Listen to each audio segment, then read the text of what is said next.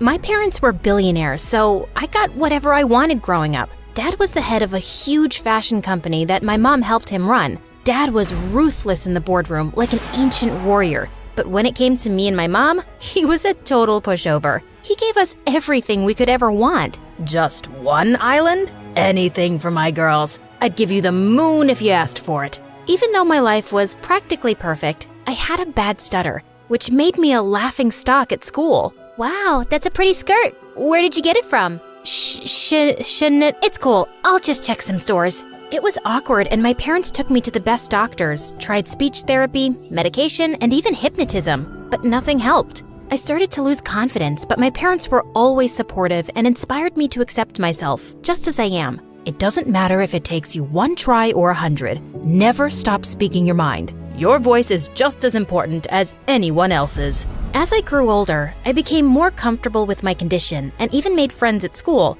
But my favorite thing in the world was being the princess of my house. Life was good, till I turned 13 and everything changed. My parents told me they were adopting from the orphanage, but it wasn't just 1 girl, but 5. I wasn't as thrilled as they were, but I didn't show it to my parents. Besides, it could be fun to have so many sisters. So I got on board. The day they were supposed to come home, I decked up the whole place and must have tried 100 dresses before finding the perfect one. I wanted to make a good impression. The oldest one, Olivia, was my age, and from the looks of it, she loved fashion just as much as I did. I'm Grace.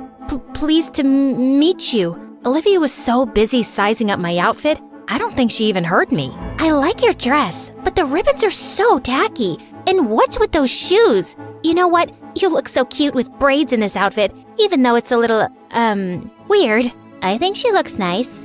Ignore Olivia. She's just jealous. It was clear from the beginning that Olivia had an issue with me for some odd reason, but at least the other 4 were gentle. Margot and Beatrice didn't care about fashion, but they were easy to talk to. We became friends in no time, gossiping about boys and school and fighting over the best spot by the pool. Harper and Quinn were younger and stuck to themselves. Harper was obsessed with insects and was always collecting ladybugs and other creepy crawlies. Quinn was like her sister's shadow, silently following her everywhere. A week after my sister's arrival, my parents took us on a shopping spree so they wouldn't have to wear the same clothes from the orphanage. And Olivia bought everything I did. At first, she just wore the same belt or hat, but soon she was copying my whole outfit. Why are you copying me? I think you're copying me. But it's cool. I know I have a great eye for fashion, so it's a compliment. Oh my god, the new Gucci bag! I didn't care if Olivia wanted to dress like me. It just bugged me that she was lying about it. So one day, I pretended I was gonna wear the ugliest outfit, but then I changed at the last second. Olivia showed up to breakfast looking like a clown. Wow, Olivia, you look so good. Yeah, right? I saw Gummy Hadid wearing this. You mean Gigi?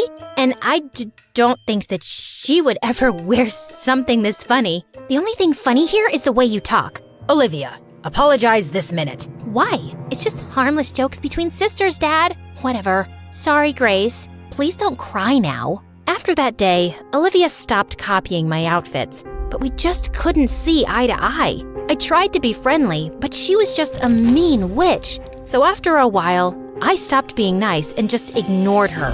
While Olivia was a pain in my butt at home, in school, I had Pearl. She was the head cheerleader and a total bully. One day, my sisters and I were eating in the food court at the mall when Pearl swooped in like a vulture. How are you doing, Grace? Just leave me alone. What? I didn't quite catch that. Were you trying to say something? Zip it, moron. Don't you have something else to do? Like bore people with your dumb cheerleading moves? Oh, but I'm getting bored. And you're so entertaining. Did I do that right? That was perfect. Before I could say anything, Harper pulled out a jar of ladybugs from her backpack and dumped them on Pearl's hair. What have you done, you moron? Pearl screamed and ran off. Instead of staying with us, Olivia took off to help her. Thanks for sticking up for me, you guys. Of course, we sisters need to have each other's backs. I just wish Olivia wasn't such a blind duck.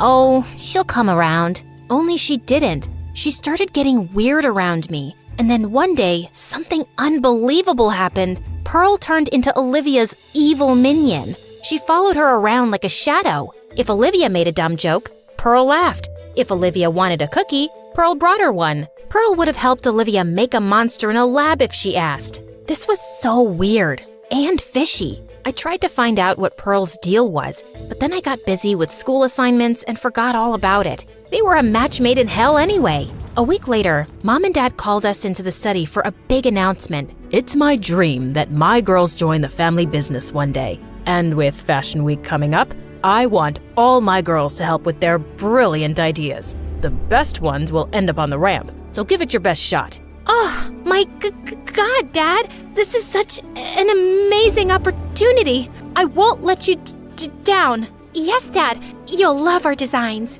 Olivia smiled at me, but the moment Mom and Dad left, she went back to her devilish smirk. Ugh, dramatic much? This opportunity is mine, and I will own it. You can relax and watch me work if you'd like. Think of it as a learning experience. Say what you want, but I know Dad will pick my designs, so watch out. I stayed up late every night working on my dress. My other sisters made their own dresses for fun, but everyone knew Olivia and I were the only ones taking it seriously. We both really wanted to impress Dad. The night before Dad judged the dresses, Olivia snuck into the studio and destroyed my dress. Luckily for me, Harper and Quinn saw her sneaking out and told me what happened. I knew she was jealous of me, but this was an all-new low. How was I supposed to make a new dress overnight? That's when an idea struck me. If I couldn't beat Olivia fair and square, I'd just have to play tricks with her. So, I swapped her dress for my ruined one. The next day, when Dad walked into the studio to judge our dresses, we both took the sheets off of our mannequins, and Olivia's mouth dropped open in shock to see what I'd done. But obviously, she couldn't tell Dad that the dress was really hers without admitting that she'd destroyed mine. Grace, I pick you. This isn't your usual style, but it's certainly beautiful. Olivia, it's a shame you gave up on your dress. It looks like it could have been something special. I know, Dad. Wonder what happened.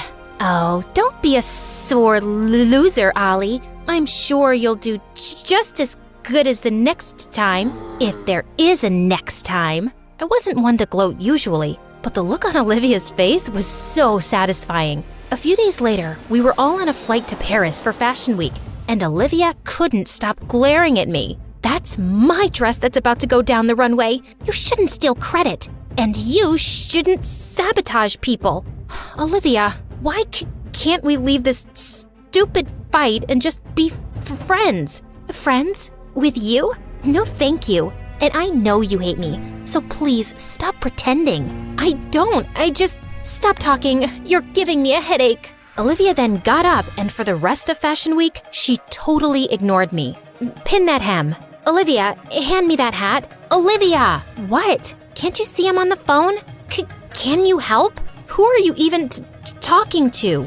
Ugh, just leave me alone. This girl was so weird. Even when we got back, she wouldn't talk to me, not even rudely. She'd either stay in her room or hang out with Pearl. And worse was that she'd started inviting Pearl to our place, which really annoyed me. Oops, I got to that first. Ugh. After a successful show at Fashion Week, Dad started getting a lot of orders. He worked for months on a new line, and all the designs were kept under lock and key in his studio, and nobody was allowed inside. But in less than 2 weeks before his runway show, someone leaked pictures of the new collection all over the internet. The tabloids went wild guessing who it could be. I can't believe someone would do this. All my hard work is gone. Nobody has access to my study except you girls. If anyone knows something, tell me now. I took a quick look at everyone, and all of us were equally shocked. Fine. If that's what you want, you're all grounded with no phone privilege or allowance.